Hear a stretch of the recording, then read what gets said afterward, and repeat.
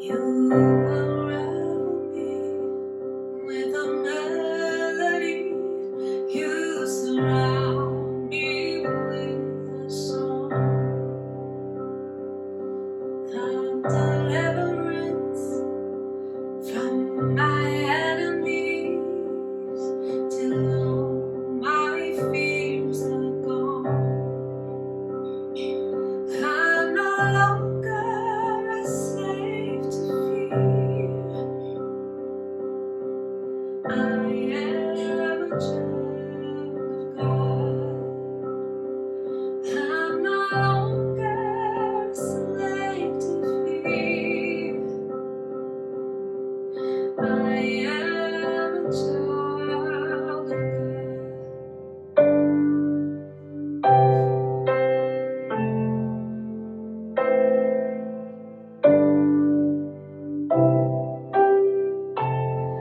From my mother's womb, you have chosen me.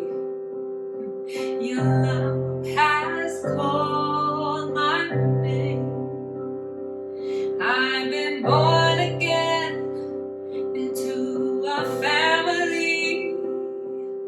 Your blood flows through my veins. I'm no longer a slave to fear. I am a child of God. I'm no longer a slave to fear. Oh, I am a child of God. I'm no longer a slave to fear. I am a child of God. I'm no longer a slave to fear. I am a child of God.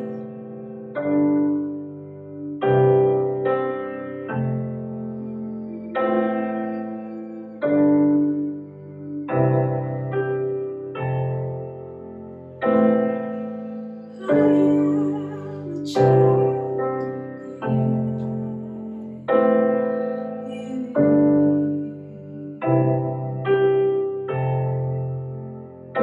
I am surrounded by the arms of the Father. I am surrounded by songs of deliverance. I am surrounded by the arms of the Father. I am surrounded by songs of deliverance.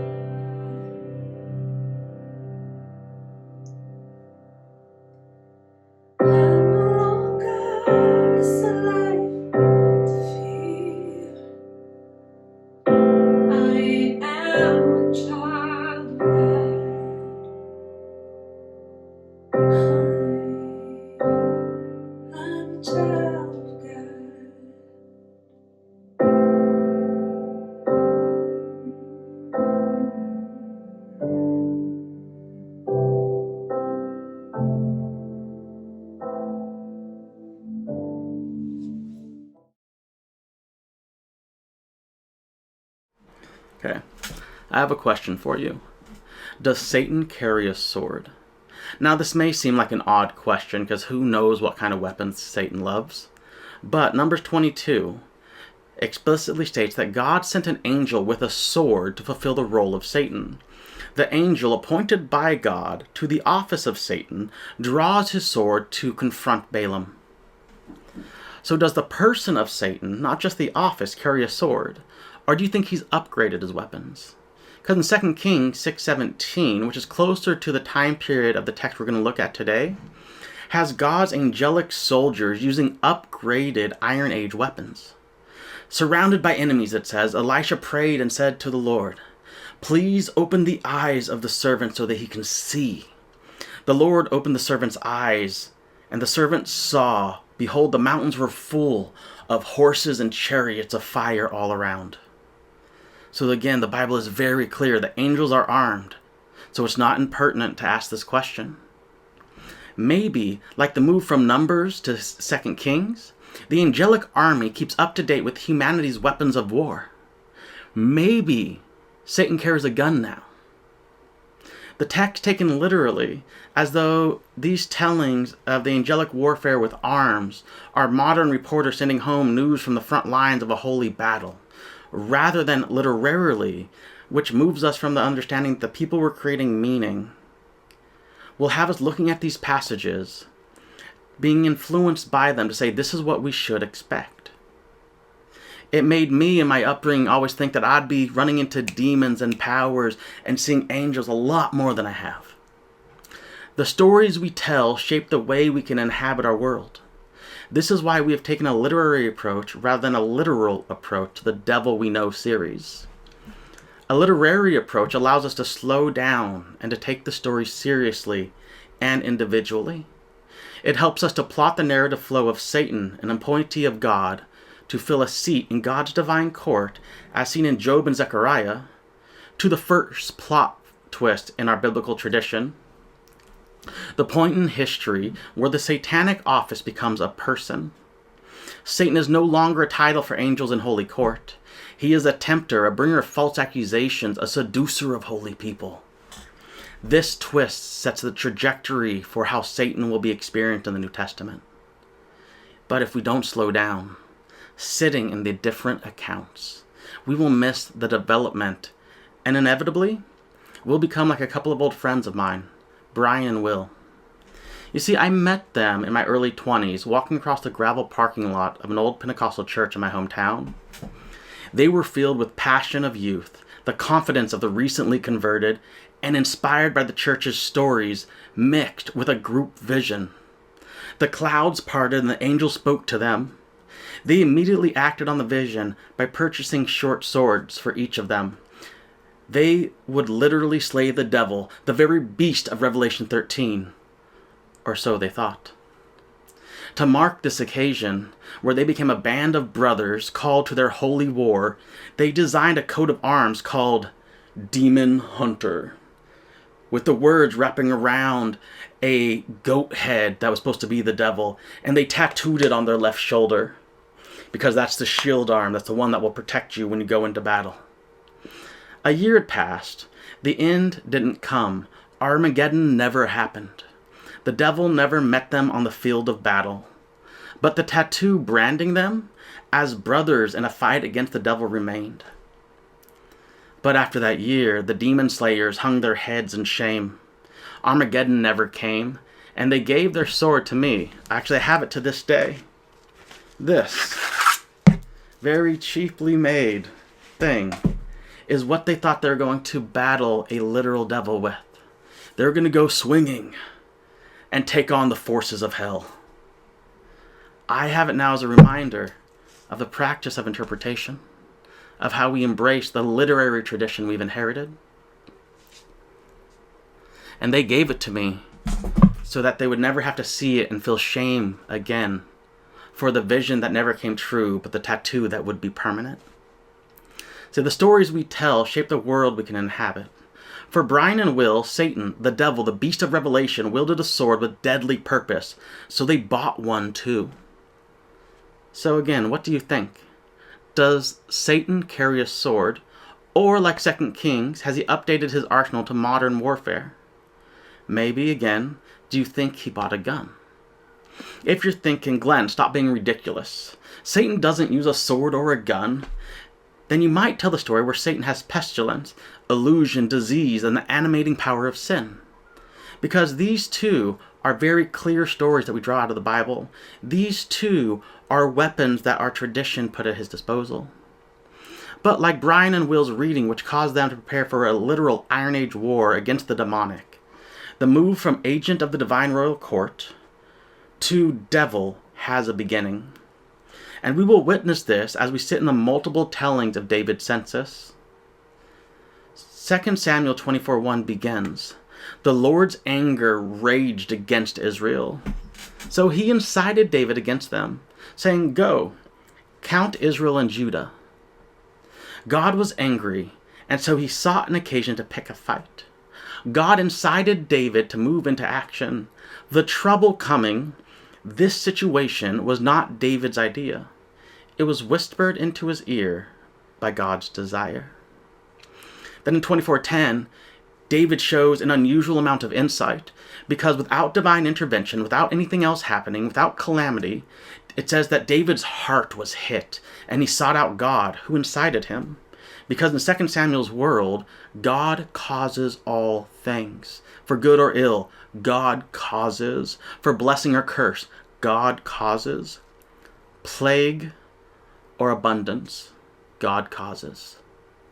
And in 24:15, it said that in response to David seeking him out, the Lord sent pestilence upon Israel until an appointed time. When the destroying angel turns towards Jerusalem, the Lord renounces further punishment and said, "Enough." God's anger, which was never explained, has been sated.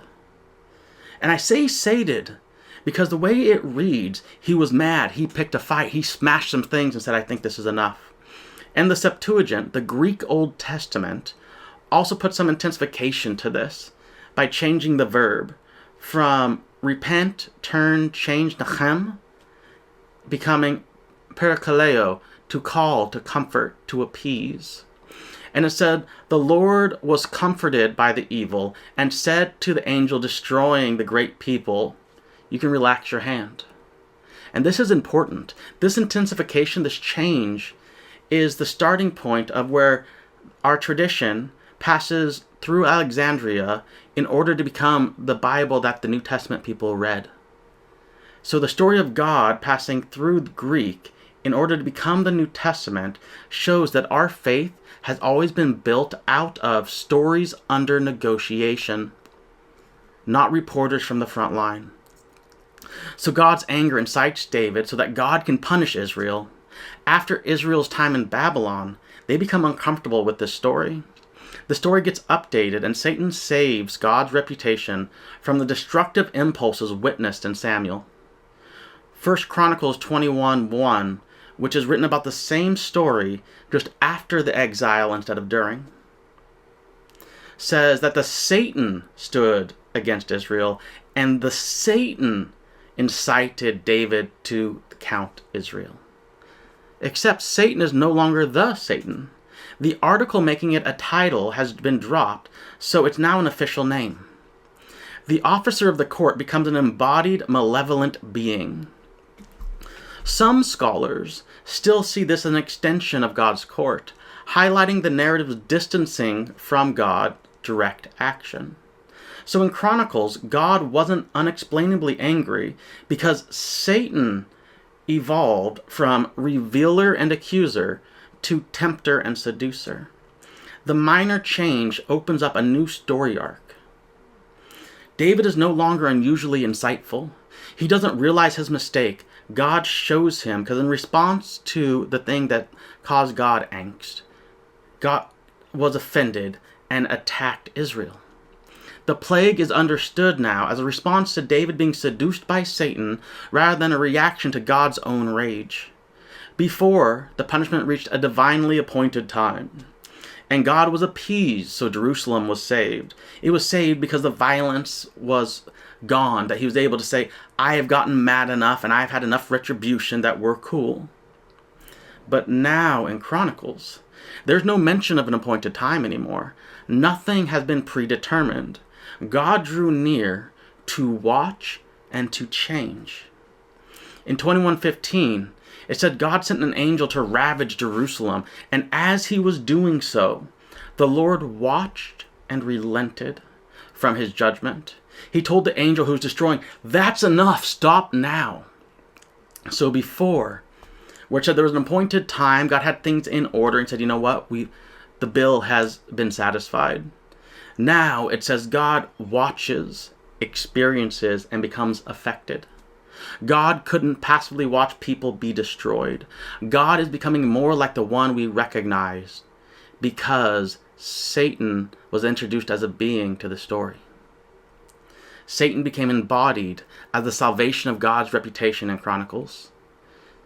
But if every story says Satan, which begins as a court possession and accuser and becomes David's tempter, why do we call him the devil? Like, how did that come into our vocabulary? Because Satan's used in the New Testament. It's a name that's clearly understood. But the authors of the Greek Old Testament, the Septuagint, were uncomfortable with Satan, a Jewish court official, the accuser, being so close to the divine. So they wanted to create more distance. A name which used to be a title could blur the lines between God's rule and darkness, between beauty and destruction, between justice and unrighteousness. So the divine royal court could still be implicated by Satan's actions. So what is a good storyteller supposed to do? Satan becomes Diablos, the slanderer, the tempter, or the false accuser. Because the Diablos has no court setting. The Diablos is an accusation against your character. It is one who slanders, who misleads, who betrays. It's not someone who reveals and has a position in divine court. It is someone who is just malevolent and evil and the embodiment of everything we would come to know. It's removed completely from the royal court. A title becomes a name. A name changes to become an enemy because stories, even biblical ones, are expanded and reauthored in a living dialogue with the needs of the community gathering around them. When we don't understand this, we will join Brian and Will, sharpening our literal swords as we prepare for battle. So, returning to the original question, does the devil carry a sword? Or, to put it into our own tradition, what are the devil's favorite tools? Of course, the answer will depend on which story you're living into. See, I was raised to see the tools of the devil were the vices of straight white men in America, coded as the promise of promiscuous miniskirts provoking lust, secular music seducing our minds, MTV playing rock and roll, and science, raging war against the literal truth of Scripture. Then, when I got older, I heard stories of divine national sovereignty and patriotism. The devil's tools became foreign invaders and illegal immigrants, the liberal agenda corrupting our souls. Because the tools always fit the story being told. For myself now, the story I tell that I try to live into centers around a God reconciling all things so that we can live into a radical humanity that can experience the touch of the divine in all shapes of humanity we see. All races, colors, and creeds, the entire rainbow of the LGBTQ and the Pride Month, that we can witness the divine. Therefore, I see the devil in the details of systemic oppression and the tools we use to categorize and separate us from each other. The unneeded borders and boundaries that are used to keep people in their place rather than draw people to the table. But whichever way you read it, the devil you know will be shaped by and experienced as the story you're telling and living into. If we slow down, though, and sit in the literary readings, we'll become uncomfortable while we learn how to tell a better story. But I can promise you, we won't find ourselves sharpening our swords alongside the next Brian and Will. Rather, we will embrace the tension of sitting between our inherited traditions and the needs of a living community rereading the text. And that is the space we want to invite you into.